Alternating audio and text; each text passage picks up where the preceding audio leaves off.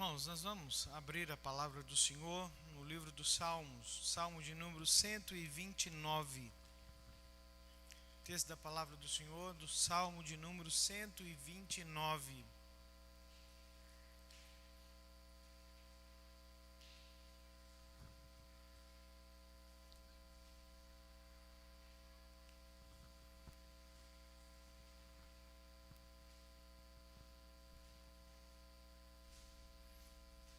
Salmo de número 129.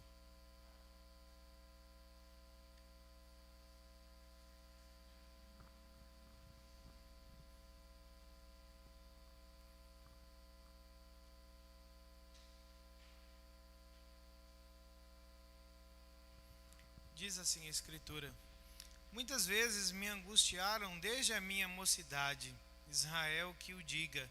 Desde a minha mocidade me angustiaram, todavia não prevaleceram contra mim. Sobre o meu dorso lavraram os aradores, nele abriram longos sulcos. Mas o Senhor é justo, cortou as cordas dos ímpios. Sejam envergonhados e repelidos todos os que aborrecem a Sião. Sejam como a erva dos telhados que seca antes de florescer, com a qual não enche a mão o ceifeiro, nem os braços o que ata os feixes. E também os que passam não dizem: a bênção do Senhor seja convosco.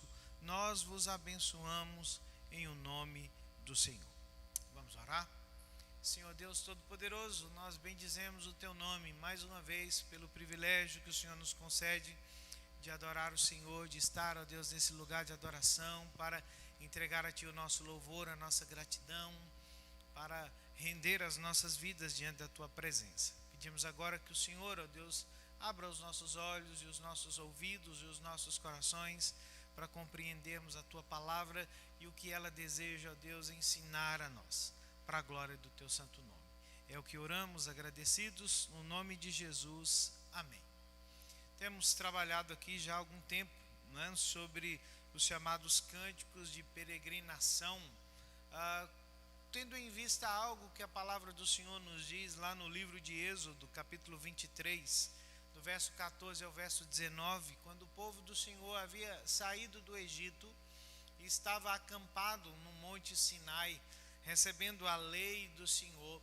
Entre outras coisas relacionadas à lei, havia uma expressão da vontade do Senhor para aquele povo, que Deus disse que algum dia escolheria um lugar na terra da promessa, e quando ele escolhesse esse lugar, todas as tribos que certamente estariam assentadas nas suas terras, nas suas porções de terra, durante 3 vezes no ano, essas tribos deveriam sair dos seus lugares, das suas casas, e irem até esse lugar escolhido por Deus, para ali adorar o nome do Senhor.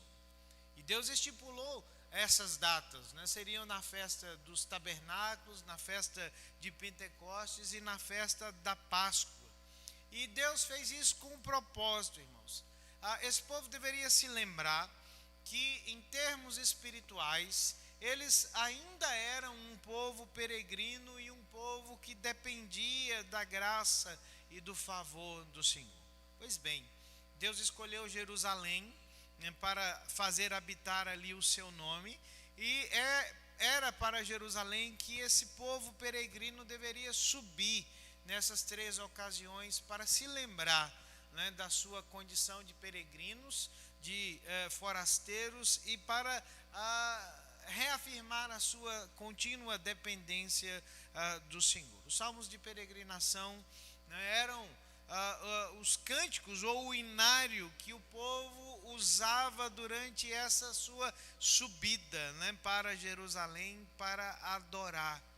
E esses salmos ajudavam esses peregrinos a concentrar os seus pensamentos em Deus, a concentrar os seus pensamentos no que Deus havia feito por eles.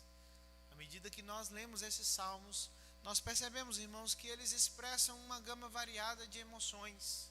Nós temos, né, angústia, temos esperança, confiança, tristeza, dor, alegria, gratidão, aflição. porque esses eram sentimentos que estavam presentes na jornada desses peregrinos para adorar o Senhor, né? E é por isso mesmo que eles estão aqui, porque eles nos ensinam, né, como adorar o Senhor quando nós mesmos somos visitados na nossa peregrinação por algum desses sentimentos, ou quando temos que lidar, né, com alguma dessas questões aqui na nossa jornada. O Salmo 129 segue esse padrão, né, descrito aqui pelos cânticos de romagem. Nós não conhecemos o contexto no qual esse texto foi composto, né? Nós não sabemos quem é o autor, né? Mas se há algo que vimos no Salmo 129 é que o tom desse salmo ele é completamente distinto dos salmos que o precedem. Salmo 124, 125, 126, 127, 128, né? É um salmo que trata de confiança no livramento de Deus, né? Mas ele se expressa para nós de uma forma diferente, por causa daquilo que muitos cristãos estranham na leitura de alguns salmos, que é a chamada, né, oração de imprecação. O que é isso? O salmista, em determinados contextos da sua adoração, ora para que Deus amaldiçoe os seus inimigos. É estranho, né? Porque nós somos ensinados na Escritura que nós devemos amar os nossos inimigos, e nós temos aqui o servo do Senhor orando para que Deus destrua os seus inimigos. Como é que nós ajustamos esse sentimento, né, de vingança em meio à aflição que o povo de Deus passa? Porque ele é um salmo que trata de aflição. Muito provavelmente o cenário desse salmo é, né, o contexto ali pós-exílio babilônico, quando o povo do Senhor voltou para a terra de Jerusalém, e eles tiveram que enfrentar, né, a oposição de vários dos inimigos, dos adversários que afligiam de todas a forma possível o povo do Senhor. Irmãos, aqueles eram um tempo de abuso, um tempo de sofrimento, e que o povo esperava pelo Senhor, né? E eles então estão lidando com essa questão, né? Note que você vai ver que o Salmo 129 se parece um pouco com o Salmo 124, pela repetição que o salmista faz, né? Israel que o diga, né, em algumas ocasiões. Mas ele está falando aqui sobre o poder da aflição, do sofrimento na vida do povo do Senhor. Como é que o justo, como é que o servo do Senhor lida com a aflição, lida com o sofrimento? Primeira coisa que o salmista nos diz é que a aflição é uma parte do plano de Deus na vida do seu povo. Olha aí para os versos 1 a 3 do Salmo 129. Ele diz assim: muitas vezes me angustiaram desde a minha mocidade, Israel que o diga. Desde a minha mocidade me angustiaram, todavia não prevaleceram contra mim. Sobre o meu dorso lavraram os aradores, nele abriram longos sulcos. O salmista está lembrando e ao mesmo tempo descrevendo uma série de abusos e de aflições que foram experimentadas pelo povo do Senhor. Ele não está falando de si, ele é apenas o porta-voz do povo de Israel. Nós podemos perceber nesse texto um fenômeno, né? Uma utilização da personificação, né? O salmista está emprestando a sua voz para o povo. E ele está aqui chamando o povo de Israel a repensar a sua própria origem, a sua própria a história como povo do Senhor, e que partilha de algo completamente diferente da história dos outros povos. Um comentarista bíblico, Derek Kidner, diz que embora a maioria das nações, né, tem a tendência de olhar para trás para relembrar o que conquistou no passado, Israel, o povo do Senhor, aqui reflete sobre aquilo que sobreviveu, sobre aquilo que enfrentou. É como se o salmista estivesse dizendo o seguinte: olha, se vocês querem escolher uma palavra que resume o que significa ser parte do povo de Deus, ser parte da caminhada do povo do Senhor, não é bênção. Nós lemos aqui no Salmo 128, que tratou sobre bênção em todo o tempo, mas ele está dizendo o seguinte: se existe uma palavra que resume a condição do povo do Senhor na história, essa palavra não é bênção, mas essa palavra é aflição. E ele então passa a tratar dessa aflição experimentada pelo povo do Senhor. As aflições, irmãos, que o povo de Deus começaram a experimentar desde cedo na sua vida e que quase nunca diminuíram na sua história.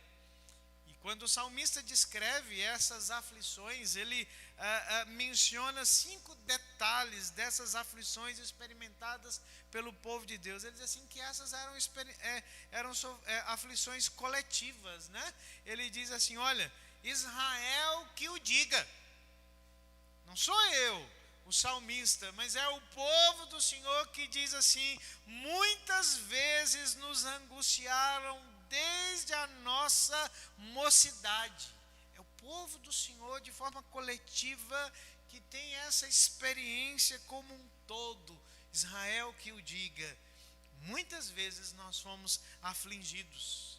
Uma outra marca, um outro detalhe dessa aflição é que era uma aflição severa. Ele diz assim: foram muitas vezes que nós experimentamos como povo do Senhor a aflição e o sofrimento. Uma experiência difícil que marca a nossa vida, que muda a nossa vida, que parte o nosso coração, que atormenta a nossa mente, que produz sofrimento, que inflige angústia. Ele diz que ela não é só coletiva, que ela não é apenas severa, mas que ela é persistente. Ele diz assim: desde a minha mocidade. Se ele está fazendo uma referência a Israel e não a si, ele está se lembrando do tempo do Egito, nós vamos nos lembrar que o profeta Oséias usa essa expressão para Israel, quando ele diz assim: do Egito eu chamei o meu filho. Está falando sobre Israel, mas se aplica ao Messias, mas é a descrição que diz assim: desde que o povo do Senhor começou a existir como povo no Egito, a sua história começou debaixo de uma aflição persistente. A história do povo de Deus é uma história de sofrimento, persistente sofrimento.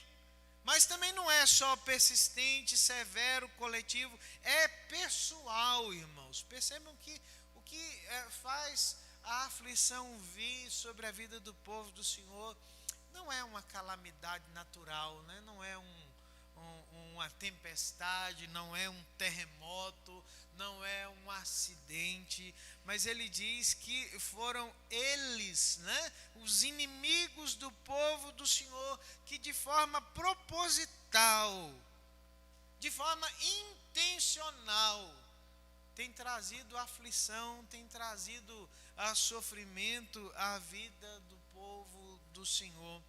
E o último detalhe que ele fala é que essa aflição, esse sofrimento foi um sofrimento brutal. E ele diz assim: olha, lavraram as nossas costas. Está dizendo aqui, olha, uma referência aos açoites. Não é apenas um recorte, do tempo do Egito.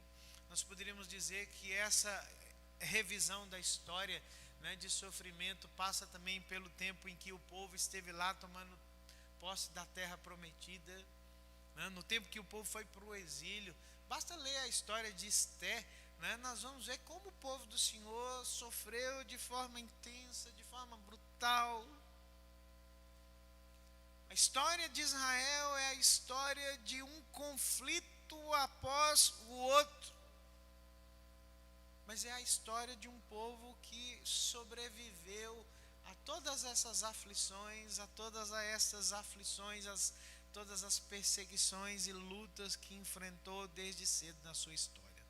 Há uma história muito curiosa que é dita que quase no final do século XIX, né, 1890 e lá vai cacetada, reinava na Prússia, né, um homem chamado Frederico, que era conhecido como Frederico o Grande, e que constantemente discutia com um pastor, né, que era o seu capelão particular, e ele discutia sobre a veracidade da Bíblia, se a Bíblia de fato era verdade ou não. E aquele rei, ainda que fosse tido como um rei cristão, né, ele havia se tornado um homem extremamente cético e descrente, muito por causa da influência, né, do pensador francês Voltaire, que era um homem que abominava a religião, que abominava a Bíblia. E o rei, então, discutindo com o seu capelão, disse assim: olha, você insiste comigo que a Bíblia é verdade, que ela é a expressão da vontade de Deus, que eu tenho que crer nela, mas você não me dá provas. Eu gostaria que você me dissesse de uma forma simples, de uma forma objetiva, com uma só palavra, você me desse uma prova da veracidade da palavra de Deus. E o capelão então pensou e disse assim: perfeitamente, eu posso lhe dar uma prova em uma única palavra de que tudo aquilo que a Bíblia diz é a verdade. O rei então olhou para ele de forma cética e disse assim: então me diga, que palavra mágica é essa que pode provar que a Bíblia está certa ou que ela é verdadeira? O capelão então respondeu: Israel. Israel. O rei baixou a cabeça e ficou em profundo silêncio. Quando nós olhamos para a história do povo de Deus no Antigo Testamento, irmãos, nós olhamos para um povo que nasceu em meio a sofrimento, um povo que enfrentou lutas, que enfrentou a dificuldade desde sempre na sua vida. E o salmista está dizendo assim: olha, vamos considerar o que é verdade a respeito da nossa experiência. Muitas vezes nós enfrentamos a aflição e a dificuldade. Só que, teologicamente falando, aquilo que é verdade para o povo do Antigo Testamento, o povo de Deus, é verdade para a igreja cristã. A igreja também, desde o seu nascimento, sofreu muito. A igreja cristã sempre foi perseguida de todas as formas, de todos os jeitos possíveis e inimagináveis. A igreja do Senhor Jesus é um povo que sofre. Por isso Pedro disse, escrevendo aos crentes da dispersão: não olhem com estranheza se vocês porventura estão passando por dificuldades, porque isso faz parte do nosso DNA. Nós fomos criados por Deus assim. Se o nosso sofrimento de alguma forma nos faz parecidos com Cristo, ou se nos identifica com Cristo. Há um autor, professor da Universidade Americana de Princeton, que é um especialista no islamismo, chamado Bernard Lewis, e ele diz que a diferença fundamental entre o islamismo e o cristianismo se traduz no seguinte: o islamismo tem uma história de sucesso e de triunfo militares. No auge do Islã, em todos os lugares aonde Maomé lançava a sua mensagem, só havia uma opção: ou as pessoas se convertiam ao Islã, ou as pessoas eram mortas.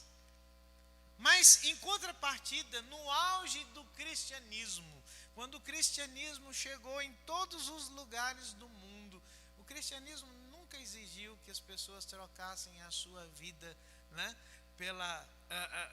fé no Evangelho. Pelo contrário, os cristãos não são ou nunca foram aqueles que tomavam a vida de outras pessoas impondo a sua fé, mas eles estavam dispostos a sofrer por causa do nome do seu Senhor e do seu Salvador. Irmãos, e assim continua. O cristianismo nasceu sob o signo da perseguição. E ainda hoje a igreja cristã é a igreja ou a religião mais perseguida do mundo. Ainda semana passada foi vinculado aí a morte de uma missionária, né, que havia passado muitos anos debaixo de um aprisionamento em algum lugar aí por conta da pregação do evangelho em terras muçulmanas. Essa mulher, né, foi morta por causa do evangelho. É estranho para nós pensarmos nisso, porque nós pensamos que o sofrimento é sempre além-mar, né? Que sofrer pela fé é alguma coisa que acontece no mundo muçulmano, ou onde a palavra do Senhor é anunciada. Mas se você acompanha o jornalismo, essa semana um pastor foi preso no Maranhão porque simplesmente estava com uma caixa de som pregando o evangelho na rua. Foi vítima do abuso, do autoritarismo de uma juíza que disse que não toleraria tal prática. Igreja cristã, como povo do Senhor do Antigo Testamento, nasceu sob o signo da perseguição, da aflição e do sofrimento. O sofrimento não é alguma coisa que nós estranhamos, irmãos. Pelo contrário, o salmista está dizendo que ser servo de Deus é, de alguma forma, padecer em alguma espécie de aflição, de sofrimento, de dificuldade. Mas não é só isso, graças a Deus, né? Porque em meio a isso tudo, em meio à aflição, à dificuldade, o salmista diz assim: mas ninguém nunca pôde destruir o povo do Senhor. Nenhuma aflição, nenhum sofrimento, nenhuma perseguição foi capaz de destruir o povo do Senhor. Sabe por quê, irmãos? Ele responde para nós no Salmo 129, no verso de número 4. Ele diz assim: porque o Senhor é justo, e porque Ele é justo, Ele cortou as cordas dos ímpios. Apesar de todas as angústias descritas aqui, o salmista ainda é capaz de cantar com esperança, porque ele descobre que as tentativas de destruição do povo de Deus não prevaleceram. Sabe por quê? Porque Deus é o Deus que corta as cordas dos ímpios. O salmista afirma que Deus é justo e fiel, que Ele é um Deus que se lembra do seu povo, apesar da aflição, apesar da perseguição. Esse povo do Senhor sobrevive por causa do cuidado de Deus sobre si. Irmãos, que consolo precioso é esse que esse homem oferece a nós, se nós somos parte do povo do Senhor, se nós somos parte daqueles que sofrem, daqueles que enfrentam a aflição por causa do nome do Senhor. Ele traz consolo ao nos lembrar, ao nos dizer que Deus é o Deus que, de forma justa e fiel, sempre se lembra da sua aliança. Foi assim que Deus fez com o povo em meio ao Egito, em aflição. Quando Moisés foi chamado por Deus, Deus chegou para Moisés e disse assim: eu desci, eu vi, eu ouvi a aflição do meu povo no Egito, e chegou a hora de libertar o meu povo, chegou a hora de cortar as cordas dos ímpios.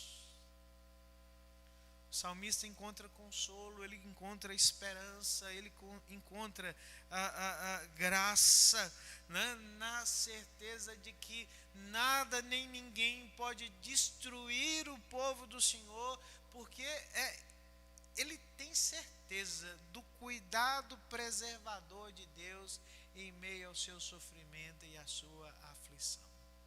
Deus cuida do seu povo em meio à dor. Deus cuida do seu povo em meio à aflição. Costumeiramente nós pensamos que a aflição ou que as nossas aflições signifiquem a ausência de Deus, né? Se porventura estamos sofrendo é porque Deus está ausente das nossas vidas. E o salmista diz: não, pelo contrário, é justamente quando nós experimentamos toda sorte de aflição, de lutas, de dificuldade, nós descobrimos que nós somos preservados, não porque os nossos inimigos são fracos, não porque haja em nós alguma capacidade de sobrevivência. Nós somos preservados porque Deus está presente na vida do seu povo. Aí eu quero lembrá-los, né? Mais uma vez daquilo que o capelão de Frederico disse a ele, de Israel. Irmãos, pense bem na história de Israel, a história do povo chamado judeu, porque eles têm uma história distinta de todas as histórias da terra, uma das histórias mais duradouras, porque os judeus foram caluniados, eles foram odiados, perseguidos, expulsos, assassinados ao longo da sua longa existência. E ainda hoje nós olhamos para um estado desse tamanho no meio, né, de inimigos terríveis que se chama Israel. Preservado pelo quê? Aquele Israel que lá está não é mais o povo de Deus como nós convencionalmente lemos nas Escrituras, porque o povo de Deus, diz a palavra do Senhor, é aquele que crê e que confia em Jesus Cristo. Jesus é aquele que nos faz parte do povo de Deus. João disse assim, ele veio para o que era seu, mas os seus não o receberam. Mas a todos que o receberam, deu-lhes o poder de serem feitos filhos de Deus, a saber, os que creem no seu nome. Mas Deus tem ainda uma promessa para a vida daquele povo lá, por causa de Abraão. Ninguém pode destruir o povo que Deus abençoou. Não foi isso que Deus falou para Balaão? Olha, você não pode amaldiçoar aquele que eu abençoei. Nenhuma praga pode contra a tenda do povo do Senhor. Mas não é só o Israel, irmãos, o propósito, né, do salmista é considerar, né, a esperança como o terreno sobre o qual nós caminhamos nessa vida, porque a sobrevivência desse povo tão odiado, mas ao mesmo tempo tão resistente, é um testemunho vivo da presença daquele que cuida de nós. O povo de Deus pode ser oprimido, mas ele jamais pode ser destruído. Sabe por quê? Porque Deus cuida do seu povo. Ele é o Deus que corta as cordas dos ímpios. No tempo que ele escolheu agir e abençoar, ele sempre socorre o seu povo, porque ele é um Deus justo. Não é porque nós somos perseverantes, não é porque os nossos inimigos fraquejam, não, é porque a nossa ajuda vem do nome do Senhor. Não foi isso que o salmista diz no Salmo de número 124, que se parece com esse? Se não fosse o Senhor que esteve ao nosso lado, Israel que o diga, se não fosse o Senhor, nós já muito teríamos sido engolidos, tragados, vivos.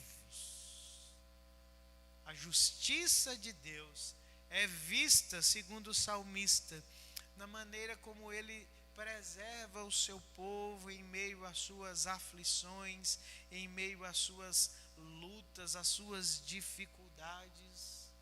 O profeta Jeremias, capítulo de número 1, verso de número 19.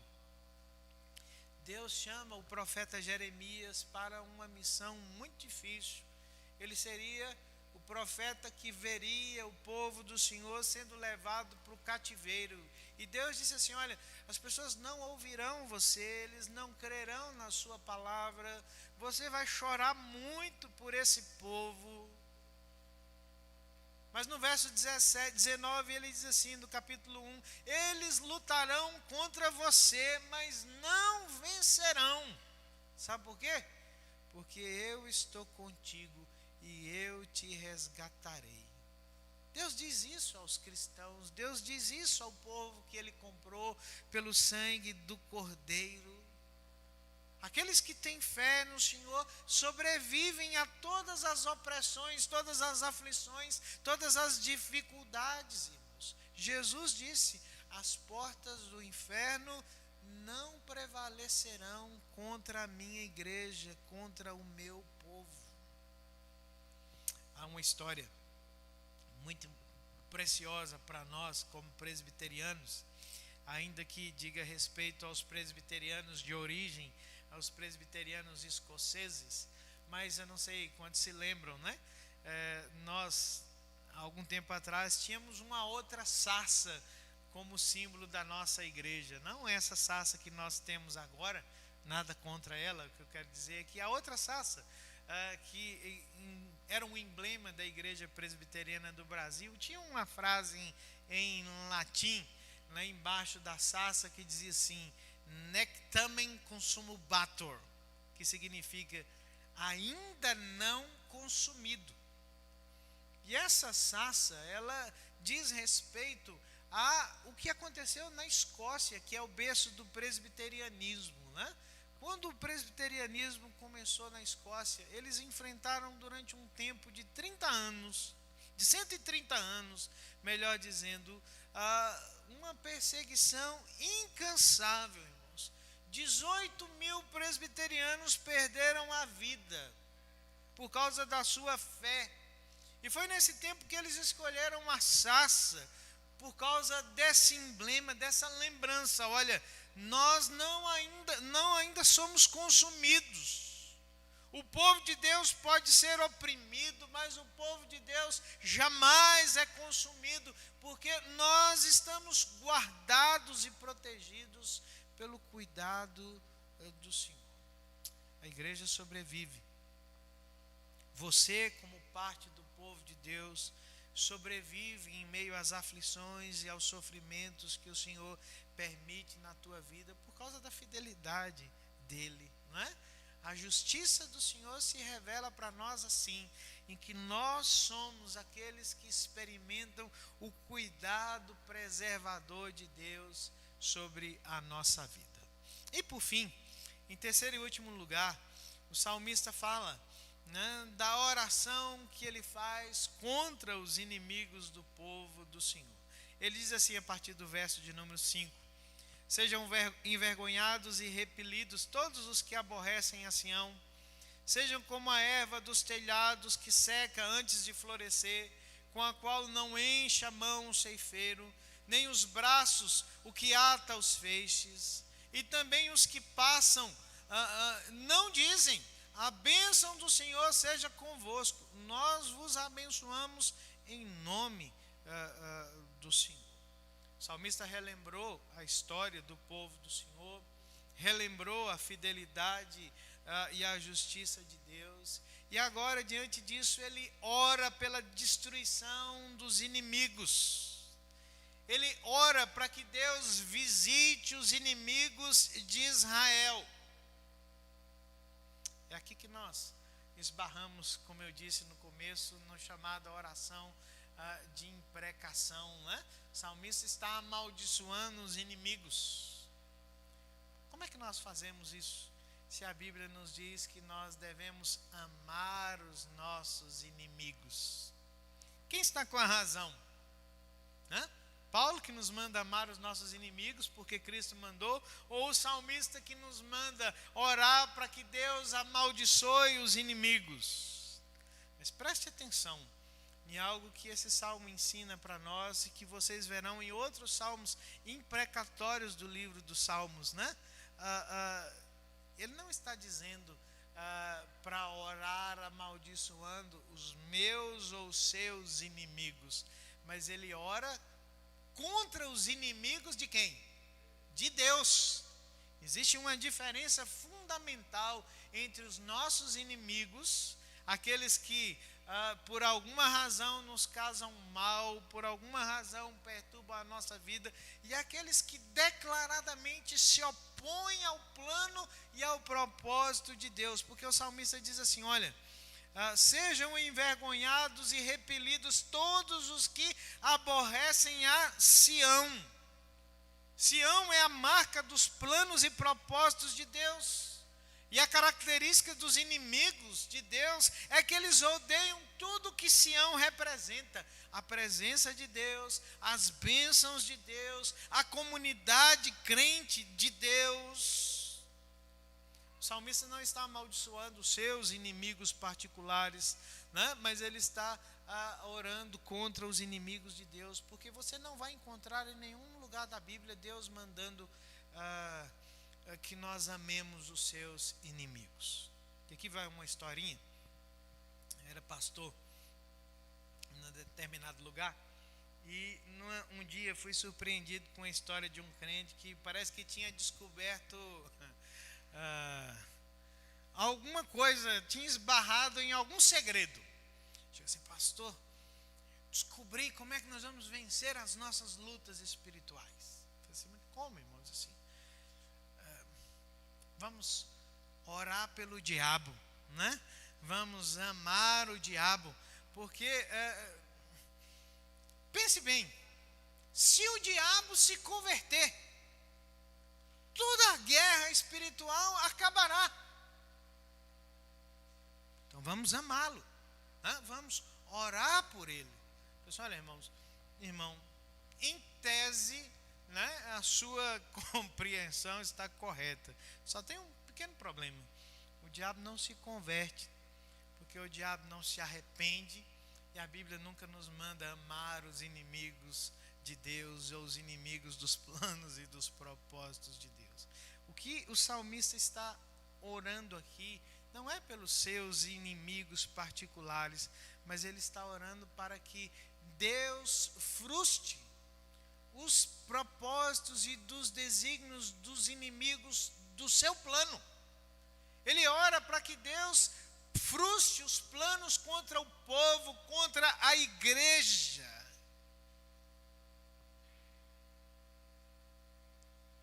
Irmãos, essa deveria ser uma oração que nós deveríamos fazer em todo o tempo, quando o povo de Deus é afligido, quando nós somos, né, de alguma forma afligidos, porque cremos em Cristo, porque confiamos no seu nome. Nós não oramos para que os nossos inimigos morram, nós oramos para que Deus frustre os planos e propósitos, né, que atrapalham o avanço do seu reino. Quando você ouve falar, né, de um missionário que foi morto, ou de alguém que foi limitado no exercício da pregação da palavra do Senhor, o que isso representa para você?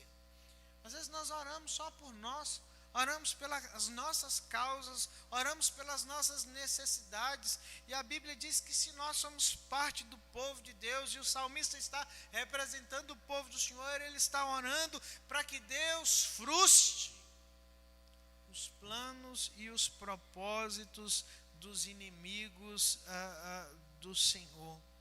Essas orações são dirigidas contra os inimigos de Deus, contra aqueles que tentam frustrar os planos de Deus. Não é uma invocação pelo ódio, não é uma incitação ao mal, ao ódio, mas esse homem está orando para que Deus traga fracasso para aqueles que lutam contra a causa do povo do Senhor, contra o Evangelho, contra a pregação da palavra do Senhor. O salmista diz assim: que eles sejam como as ervas do telhado, né? Que podem até aparentar uma prosperidade, mas que a sua prosperidade seja uma prosperidade rápida, que feneça. Essa deveria ser a lembrança que a aflição do povo do Senhor deve produzir nos nossos corações. Em conclusão, essa é a história do povo do Senhor, segundo o salmista no Salmo 129. Os justos sofrem. Que nós jamais nos esqueçamos disso, Porque às vezes nós tomamos a aflição e o sofrimento como uma coisa estranha, né? Parece que alguma coisa saiu do plano e do propósito. Não. A Bíblia diz que Deus inclui os nossos sofrimentos no nosso plano de salvação. Por isso Pedro diz assim: não estranhem o sofrimento no meio de vós. O povo de Deus sofre. Mas nós precisamos nos lembrar que nós estamos seguros nos cuidados do Senhor sobre as nossas vidas. E que o nosso sofrimento é um prelúdio da glória. Mas nós deveríamos nos lembrar também que Deus sempre frustrará os planos dos ímpios contra o seu povo e contra a sua igreja. Por isso, nós não apenas confiamos no cuidado do Senhor, mas nós intercedemos para que Deus ponha limites à impiedade, para que Deus frustre os ímpios que se levantam, né, para atrapalhar o plano e o propósito de Deus na história. E por fim, nos lembramos que toda a palavra do Senhor diz respeito também fundamentalmente ao Filho de Deus por excelência, que é Jesus Cristo. Quando nós ouvimos que o povo, que os filhos de Deus sofrem, nós devemos nos lembrar que foi o sofrimento de Cristo na cruz do Calvário que trouxe a nós salvação. Não há sofrimento desperdiçado na presença do Senhor. Quando eu olho para esse texto, eu me lembro de Isaías capítulo 53, onde o profeta nos diz assim: pelas suas pisaduras fomos sarados. Pela aflição do justo Filho de Deus, pelo sofrimento do justo Filho de Deus, nós encontramos a graça e a misericórdia do Senhor nas nossas vidas. Fomos salvos, e glórias sejam dadas ao nome do Senhor por isso. Estamos seguros nas mãos de um Deus que sofreu por nós, que venceu por nós, para nos levar sãos e salvos para o seu reino eterno. Vamos ficar de pé?